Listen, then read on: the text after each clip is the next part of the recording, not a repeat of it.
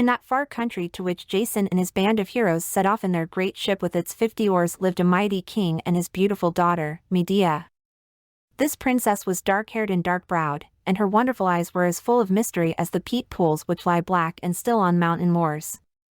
She knew many, many secrets that the earth hid from other people, and she would go fearlessly, at night, through the enchanted glade where the golden fleece gave out its mysterious light among the boughs of the oak, and the dragon swayed its high enormous head to and fro between the dim trees and the silver stars. In the shadowy forests, Medea would wander quite alone, her little white feet without sandals, her long hair streaming about her like a veil. There, in the silence of the woods, she would stand and lift her arms up to the stars, singing softly to the spirits who lived among them. Then she would turn around 3 times, and, stooping to the stream at her feet, throw water from it, 3 times, over her head. Last of all, she would give 3 long, low cries, weird and plaintive, like an owl that called to its mate through the night. Down then, from the stars, would drop a bright car, drawn by a dragon, sparkling with little arrows of flame. Medea would spring into this fairy chariot, and the dragon would fly with her to the tops of the high mountains, where she would gather all kinds of rare flowers and herbs. These she would carry to the palace, and mix together in a golden cauldron, singing low enchantments all the time. The perfumed oils that were so made, she would pour carefully into little pots and jars, and never were there any ointments more full of sorcery than those made by Princess Medea. Lovely and clever as she would not marry, for she had once seen Jason in a dream, and he seemed to her the only man that she could ever love.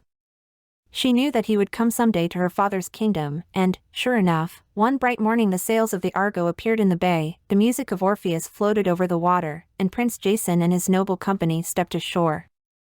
Straight up the beach towards the palace they came, and were met by the king himself, for was not Jason, also, of royal blood? With the king came beautiful, dark-eyed Medea, eager and expectant.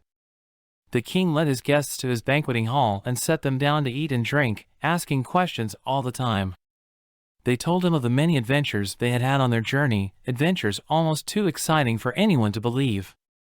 Among other experiences, they had passed safely between 2 strange floating ice rocks which tried to crush them, but, closing together with a snap just as the vessel slipped from between them, had met with such force that they stuck together entirely. And stuck they remained ever afterward, which was a good thing for all the travelers who, later, passed that way. Jason explained, too, that they had been obliged to leave Heracles behind on an island, which he had refused to leave because a beautiful lad whom he loved had been stolen from him by the island nymphs and turned into a frog. Many other things Jason told the king before he began to talk of the object of his journey, and announced, boldly, that he and his companions had passed through all these perils for the purpose of winning and carrying away the golden fleece from the enchanted glade. Medea clasped her hands in excitement and admiration, but her father's brows met in an angry frown. "Win the golden fleece," he thundered. "There are many tasks for anyone who would do that.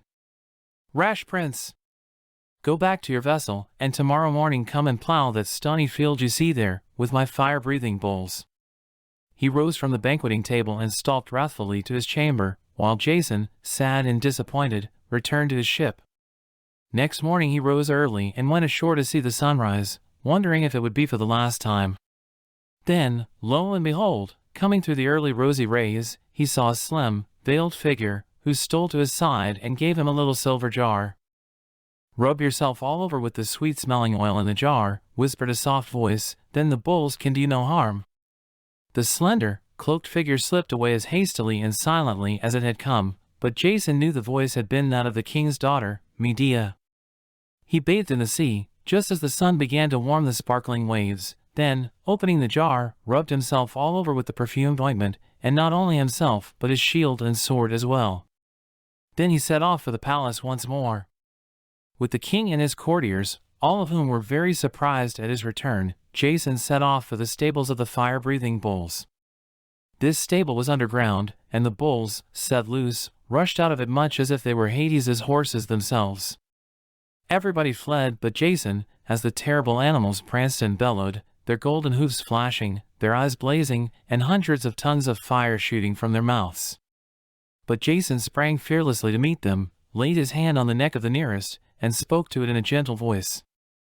Those who were watching from a safe distance saw it pause, saw, too, the other bulls crowd around the hero with tossing horns. For a moment, both prince and bulls were hidden among the flames, but, when the smoke cleared, the onlookers, to their amazement, perceived that the bulls were already harnessed to the iron plow, and were drawing it across the stony field, fast as the wind, with Jason guiding them from behind. He plowed the ground well and truly, with deep, straight furrows ready for seed.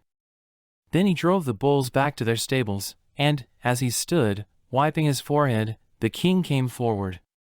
Smiling angrily, he handed the prince a helmet made of brass. "There is your seed," said he.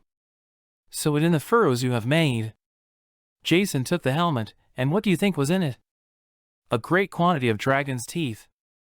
Dismay came into the hero's eyes, for he knew what sort of a crop he might expect from seed like that. However, he set to work and strode off along the furrows, swinging his hand in a wide circle as he sowed the dragon's teeth.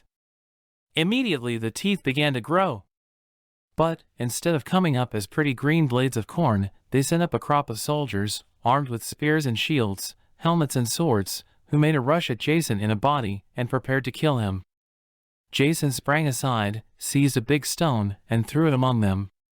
It hit one of the soldiers on the head, and he, thinking it had been thrown by the man next to him, instantly returned the blow. This soldier, in his turn, attacked a third, and, in a few minutes, the whole army was fighting itself, in a wild tangle, until the soldiers had killed each other, and not one was left. The king's face was very sullen as he and his courtiers turned away.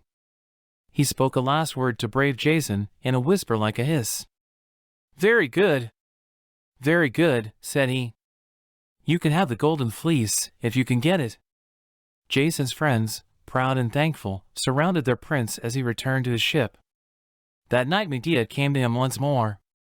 "Let your companions make the ship ready for instant departure," said she, "and come with me." She took Jason's hand and led him away up the dark beach, and as they went she sang. Low and sweet was her song as Jason walked softly by her side. Presently they came to the dark entrance of the Enchanted Glade and saw in the distance the golden fleece hanging on the oak tree, shining with a fairy light. Then into the sound of Medea's song broke the dragon's watchful hiss, and Jason saw its scales glittering here and there in the moonlight as it moved its coils silently about the tree. It was a terrible sight, but Medea went on singing and drew the prince onwards down the glade. There were no flowers or leaves upon the thickly growing trees, but the moon threw down little silver blossoms of light and made garlands about the tangled brake. At last, the prince and princess reached the tree and met the gaze of the dragon in the moonshine. It was listening intently to Medea's song. Still chanting that sweet lullaby, she opened one of her jeweled jars and sprinkled the scaly monster with delicate perfume, so that the thicket seemed to be full of the scent of mountain flowers. The dragon closed its eyes, and down from the trees slipped its great folds, down, down, down, till the huge serpent lay in motionless coils upon the ground.